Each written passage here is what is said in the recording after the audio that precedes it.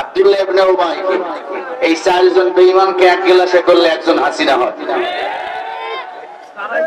এত বড় খারাপ, আলেমদেরকে জেলখানায় বন্দী করে রেখেছিল। বড় বড় আলেমদেরকে কত কিছুর লোভ দেখিয়েছে, কিন্তু এই লোভে আমরা পা দেই নাই, দু পায়ে কোরআনের পাখিরা ডুবিয়েছে, এজন্য তাদেরকে জেলখানায় সুইপুষ করে হত্যা করা হয়েছে। কথা ঠিক কিনা? আজকে উলামায়ে কিরামকে দিনের পর দিন, রাতের পর রাত কষ্ট দিয়েছিল এই হাসিনা, কিন্তু বাংলার যুবকেরা, তরুণ দুধের বাচ্চারা, ছোট্ট ছোট্ট সেনারা আল্লাহু আকবার স্লোগান দিয়ে যখন ময়দানে লাফিয়েছে, বাংলাদেশ স্বাধীন হয়েছে, এই নরপিশাচ হাসিনা খুনি ইন্ডিয়ার জমিনে পালিয়ে গিয়েছে।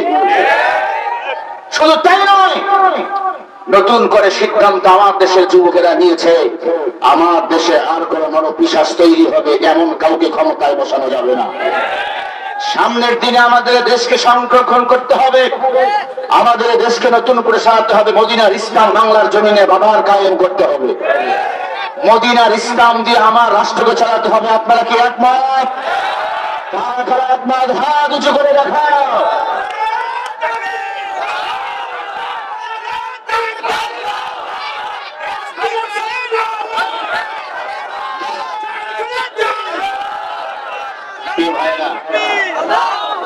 এক স্বৈরাচারকে আমরা খেদাইছি, আর এক স্বৈরাচারকে আমরা বসাতে চাই না। সামনের দিন হবে কোরআনের দিন। কথা বলেন না কেন? সবাই দেখা শেষ, সামনে টুপিওয়ালার হলো বাংলাদেশ। একবার আলেমুল আমাদেরকে দেখা দরকার। কথা বলেন না কেন? সেদিন ঢাকাতে সম্মেলন হয়েছে উলামায়ে কিরামদের, সেখানে বলা হয়েছে এখনই সময় আমাদের ঐক্যবদ্ধ করতে হবে।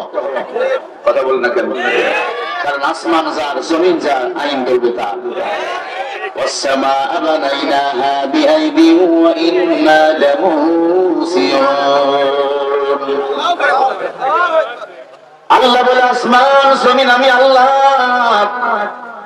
অতএব বান্দা গোলামি চলবে কার? একটু জোরে বলেন। আল্লাহ বলেন আসমান আমি আল্লাহ বানাইছি, জমিন আমি আল্লাহ তাআলা বানাইছি। والسماء بنيناها بأيد وإنا لموسعون والأرض فرشناها فنعم الماهدون। বান্দার সৃষ্টি কে করেছেন? এই মানুষ, আল্লাহরে কেন ভুলে যাও 2 দিনের ক্ষমতা পাইয়া? ক্ষমতা কিছুই না রে বাবা। 16 বছর বাংলাদেশের মানুষকে কাঁদিয়েছে, বাংলাদেশের মানুষকে নিয়ে খেলেছে এই হাসিনা। 1 সেকেন্ড এই জমিনে ক্ষমতার পরে থাকতে পারে না, 10 মিনিটে ভারতে পালাইতে বাধ্য হয়েছে। 12 পদের তরকারি, ভাত খাওয়ার জন্য 12 পদের খাবার। দাঁড়িয়ে একটা আয়াত পড়তেছিল, আয়াতটা ভুল পড়েছে। উনি বলেছে ভাই আয়াতটাকে ঠিক করে নেবেন। এটা কি বলা কি ভুল করছে উনি? আপনি আয়াত ঠিক করে নেবেন। কোরআন শ্রেষ্ঠ সংবিধান, কোরআনের চেয়ে দামি কিতাব দুনিয়াতে আসেনি। আর আল্লাহ যে কোরআনের শুরুতে চ্যালেঞ্জ করেছেন যালিকাল কিতাবুল লা রাইবা ফিহি হুদাল লিল মুত্তাকিন, এ কোরআনে কোনো সন্দেহ নাই, এ কোরআন মুত্তাকিনদের জন্য হলো হেদায়েত। মুফতি আমির হামজা ভাই যখন এ কথা বলেছে, নেতা খেপে গেছে। হ্যাঁ আপনারা হুজুরেরা দেশটা খাইছেন। আরে ভাই দেশটা এখনো টিকে আছে এই আলেমদের জন্য, হুজুরদের জন্য। পৃথিবীর বুকে এই দেশকে উত্তীর্ণ করেছে, সম্মানের খাতায় নিয়ে গেছে আলেমেরা, হাফেজে কোরআনেরা। তোমরা কি করেছো? চুরি করে শুধু বেগম পাড়ায় বাড়ি বানিয়েছো। কথা বলে না কেন? এক দল আমাদেরকে বাধা দিল, তাদেরকে বিতাড়িত করলাম, আরো একটি দল আসার জন্য খুব তাড়াহুড়া লাগাইছে। খুব সাবধান, সবাইকে এত দ্রুত আসতে দেওয়া হবে না। আমরা সামনে দিনে টুপিওয়ালাদেরকে একবার দেখতে চাই। চান না আপনারা? চান না আপনারা? আল্লাহর বান্দা অতিথি এক পর্যায়ে মুফতি আমির হামজার সাথে খুব বাদ বিদণ্ড। এক পর্যায়ে আমির হামজা ভাইকে মারতে যাবে। জনগণ যখন খেপে উঠলেন, আপনারা যেমন উঠছিলেন, তখন থামছে ওই নেতা। দেখেন কত বড় বুকের পাটা। আমাদের দেশে আমাদের টাকা দিয়ে রাজনীতি করে, কোরআনের মাহফিলে এসে বাধা প্রদান করে, এমন নেতাদেরকে জুতা পিটা করা দরকার। আপনারা সেদিন পারেন নাই, আমি হলো জুতা ভিড়া করতাম ওখান থেকে, কিন্তু আমি তো পারি না এখান থেকে, আমরা তো পারি না করতে। আপনাদের পরের দিন ছিল ধুলাউড়ি, জরিফ চেয়ারম্যান, সেখানে আমদানি আসছিল আমাকে মেরে ফেলতে। আপনারা দেখছেন সে ভিডিওটা, আমার পিএসের গায়ে পর্যন্ত হাত তুলেছিল, ক্যামেরার স্ট্যান্ড ভেঙে পিটাইছিল সেদিন। তারা আজকে নাই, সেই জরিফ চেয়ারম্যান পালিয়েছে। সেই উপজেলা চেয়ারম্যান গুলো আজকে তাদের ক্ষমতা হারিয়েছে, কিন্তু আমাদের ক্ষমতা আল্লাহ টিকিয়ে রেখেছে। وتعز من تشاء وتذل من تشاء بيدك الخير إنك على كل شيء قدير।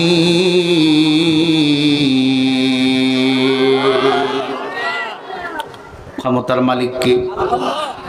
আল্লাহ বলে যাকে ইচ্ছা করে আমি আল্লাহ ইজ্জত দেই, যাকে ইচ্ছা করে আমি আল্লাহ আবার বিউজ্জত করি। ইন্নাকা আলা কুল্লি শাইইন কাদির, অধিক শক্তিশালী হলাম আমি আল্লাহ, দুনিয়াতে আর কেউ নয়।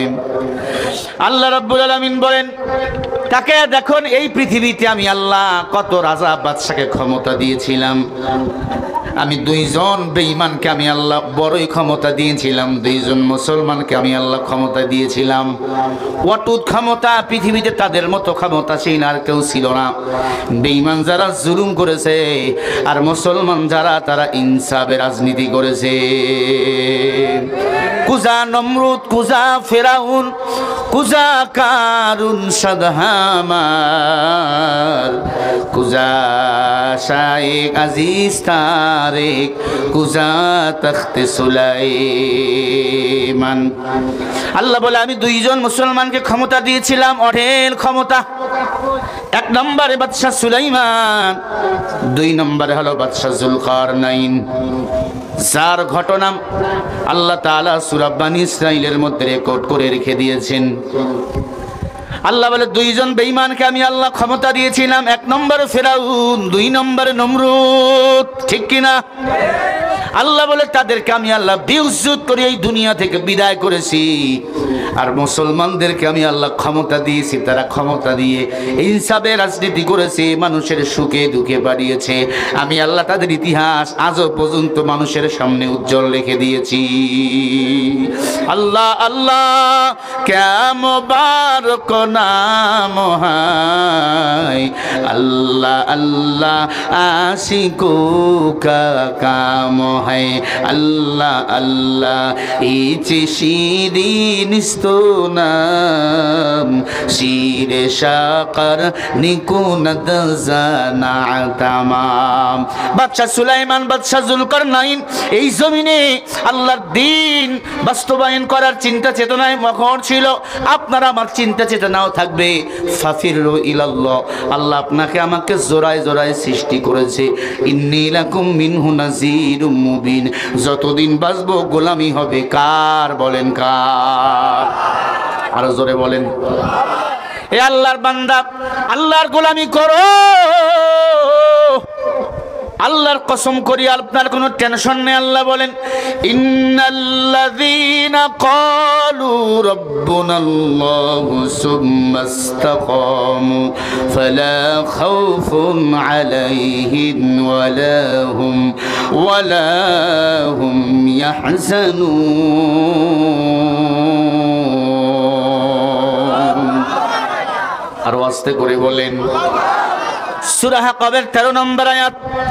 আল্লাহ বলে যারা আমি আল্লাহকে রব বলে স্বীকার করবে তাদের কোনো টেনশন নাই, তাদের কোনো পেরেশানি নাই। আমি আল্লাহ তাদের হেফাজতের জিম্মা নিয়ে নেব। সুবহানাল্লাহ। আল্লামা দেলোয়ার হোসেন সাইদি রহিমাহুল্লাহ, নাম শুনছেন না? চেনেন না আপনারা? কোরআনের পাখি ছিল, দিনের উপর অটল ছিল, শাহাদাতের মৃত্যু কামনা করেছিল। আল্লাহ তাকে শাহাদাতের মাউত দান করেছে। কারণ যারা দিনের জন্য মরে যায় এরা মরা না, এরা হলো শহীদ। আল্লাহ এদেরকে বিনা হিসাবে জান্নাতের মেহমান বানিয়ে দেয়। আল্লাহ রাব্বুল আলামিন বলেন ওয়ালা তাকুলু লিমান ইয়ুকতালু ফি সাবিলিল্লাহি আমওয়াত বাল আহইয়াউ ওয়ালাকিন লা তাশউরুন।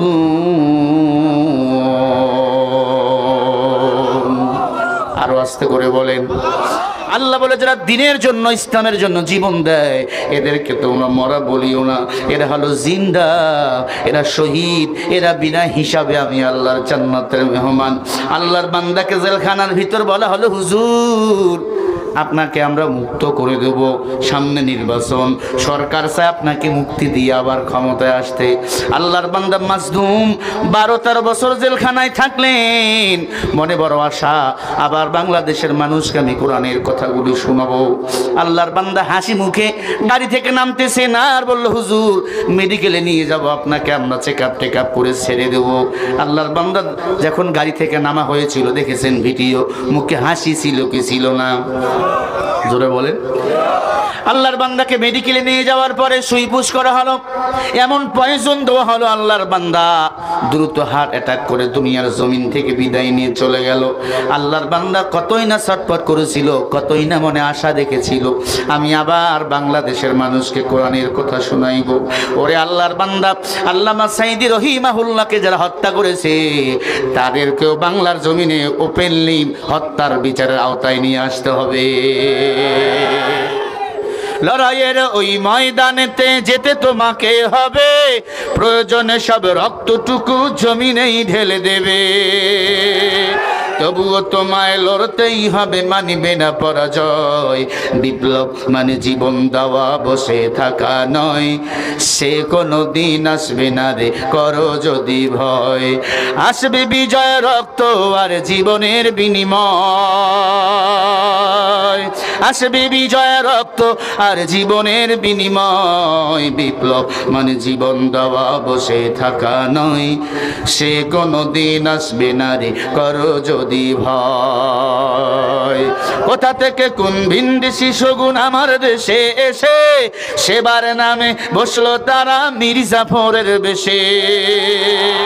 ওদের করতে নাস্তানাবুদ, ওদের করতে নাস্তানাবুদ হতে হবে নির্ভীক। বিপ্লব মানে জীবন দেওয়া, বসে থাকা নয়, সে কোনো দিন আসবে না রে, করো যদি ভয়। আসবে বিজয় রক্ত আর জীবনের বিনিময়, আসবে বিজয় রক্ত আর জীবনের বিনিময়। বিপ্লব মানে জীবন দেওয়া, বসে থাকা নয়, সে কোনো দিন আসবে না রে, করো যদি ভয়। ঠিক কিনা? ভয়কে জয় করেছেন শহীদ আবু সাঈদ, ভয়কে জয় করেছেন মুগ্ধ। পানি লাগবে নাকি পানি, এটাই ছিল তাদের স্লোগান, তাদেরকে হত্যা করা হলো। এ আল্লাহর বান্দা, আজ বড় বড় আলেমদেরকে হত্যা করে রাজাকার উপাধি দিয়ে তাদেরকে ফাঁসিতে ঝুলিয়ে বিদায় করা হলো, আর বলা হলো আমরা রাজাকার মুক্ত করেছি। আল্লাহ বলে যেই সমস্ত আলেমদেরকে রাজাকার বলেছো, এই রাজাকার স্লোগান দিয়ে তোর বিদায়ের ঘন্টা আমি আল্লাহ বাজাবো। সব দেশের মানুষ এক বাক্যে বলে দিল তুমি কে আমি কে। এই রাজাকার স্লোগান দিয়ে ফ্যাসিস্ট হাসিনার পতন হয়েছে, ঠিক কিনা? আল্লাহ পাক রব্বুল আলামিনের খেলা দেখো, কাদের কুদরতু দারি বরকমাল, আনতা রব্বি আনতা হাসবি জুল জালাল তুহি কাদের জলিলুল্লাহ জাহাদা বহর হালে তুহি মেরা নিগাহদা। খেলা কার? আরো জোরে বলেন খেলা কার? আল্লাহ রাব্বুল আলামিন বলে ও দুনিয়ার মানুষ, আমি আল্লাহর কাছে তোদের ক্ষমতা কিছুই না। তাবারাকাল্লাযী বিয়াদিহিল মুলকু ওয়া হুয়া আলা কুল্লি শাইইন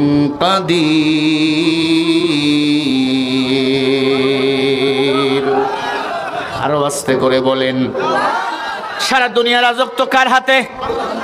এই মুসলমান, ইন্নাকা আলা কুল্লি শাইইন কাদির, অধিক শক্তিশালী আগেও বলেছিলাম আমার আল্লাহ, অধিক শক্তিশালী এখনো আমার আল্লাহ। ওই আল্লাহ বলেন আছে না নাই?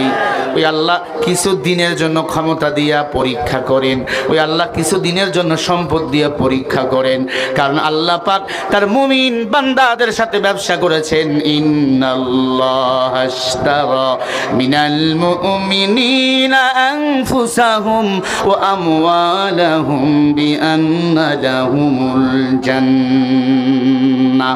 সূরা তাওবা 111 নম্বর আয়াত।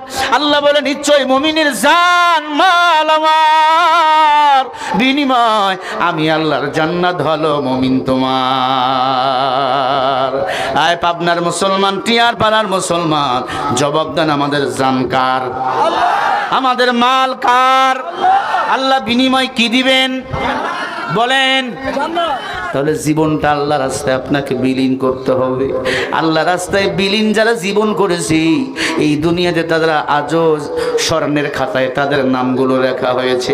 ইমামে আজম আবু হানিফা রহমাতুল্লাহি আলাইহি, আমাদের মাযহাবের ইমাম, জালেম বাদশার বিরুদ্ধে আন্দোলন করা শুরু করে দিল।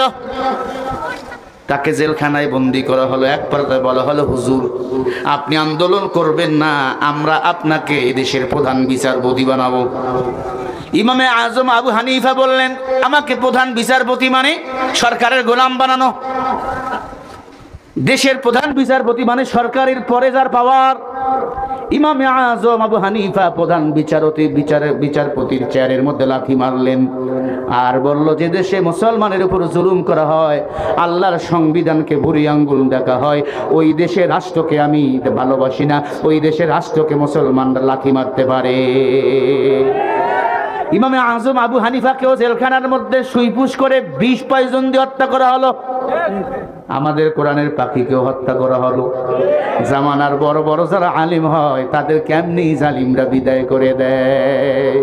এই মৃত্যুর নাম হয় যে শহীদ, বাঁচলে হয় গাজী, এ পথে মরলে মহান প্রভু আল্লাহ থাকেন রাজি। ময়দানেতে লড়াই করে শহীদি খেতাবটা নাও, যদি জীবনটা বিলাতে চাও, যদি রক্ত ঝরাতে চাও, দিদের পথে খোদা রাহে জীবনকে বিলিয়ে দাও, যদি জীবনটা বিলাতে চাও, যদি রক্ত ঝরাতে চাও। ঠিক কিনা? ওই ঘরের কোণে বসে মরার দাম তো নেই কোনো, খাঙ্কা ছাড়ো বাইরে আসো, বাতিলকে আঘাত হানো। কথা ঠিক কিনা? খাঙ্কা ছাড়ো, ঘরের মধ্যে আল্লাহ আল্লাহ জিকির বাদ দিয়ে বাইরে এসে বাতিলের সামনে আল্লাহু আকবার স্লোগান দাও, দেখা যাবে তোমার কতটুকু ইমানের পাওয়ার। কথা কন না কেন? ওই ঘরের কোণে বসে মরার দাম তো নেই কোনো, খাঙ্কা ছাড়ো বাইরে আসো, বাতিলকে আঘাত হানো। ময়দানেতে লড়াই করে শহীদি খেতাবটা নাও, যদি জীবনটা বিলাতে চাও, যদি রক্ত ঝরাতে চাও, দিনের পথে খোদা রাহে জীবনকে বিলিয়ে দাও, যদি জীবনটা বিলাতে চাও, যদি রক্ত ঝরাতে চাও। ও আল্লাহর বান্দারা, আল্লাহর জমিনে আল্লাহর এই দেহে রক্ত যদি পড়ে যায়, আল্লাহর কসম বলি ওই শরীরের জন্য জাহান্নামের আগুন হারাম করে দিবেন আমার আল্লাহ। আল্লাহু আকবার বলেন না। ও মুসলমানেরা, আবার যদি কোনো বেঈমানকে এই জমিন থেকে সরাতে যাইয়ে যদি আবার কলিজা রক্ত ঢেলে দিতে হয়, আপনারা কি প্রস্তুত রয়েছেন? কারা কারা প্রস্তুত রয়েছেন দুটো হাত তুলে দেখো।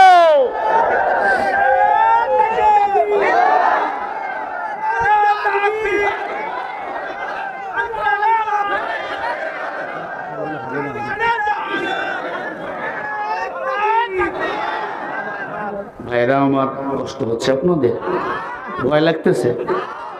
আর তারা এখন ভয় করবে আমাদের, তারা এখন আমাদেরকে দেখে ভয় করবে। তারা মামুনুল হককে বানিয়েছিল ধর্ষক, কথা কয় না।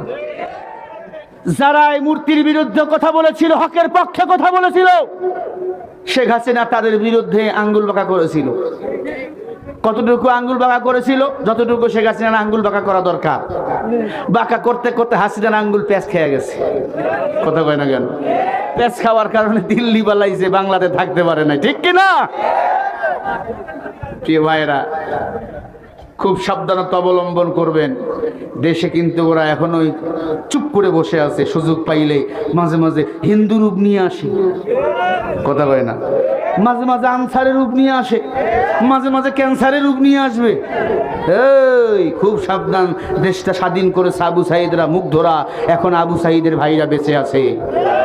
দেশে যদি কেউ ঘোলাটে পরিবেশ তৈরি করতে চাও, পিঠির চামড়া থাকবে না। সোজা সাপটা উত্তর।